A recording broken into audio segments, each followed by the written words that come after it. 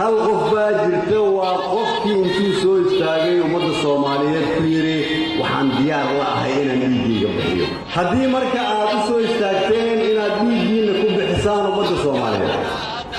waa la idin sheegay waxaa la idinku yiri banaalintii halkan joogtay in la ilaaliyo midnimada iyo sharafta ummadda Soomaaliyeed way dib badan tahay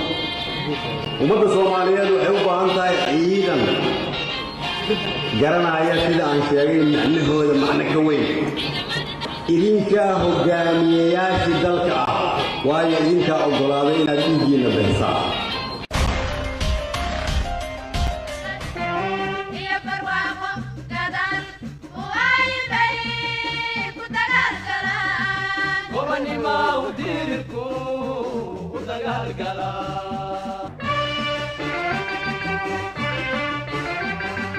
ودنكم عقاتيو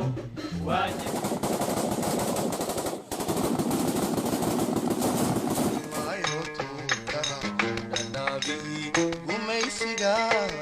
لون النودي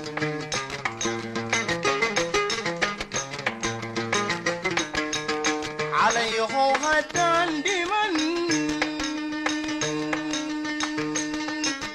هدان دمن هدان دمن ودكويغا ماديري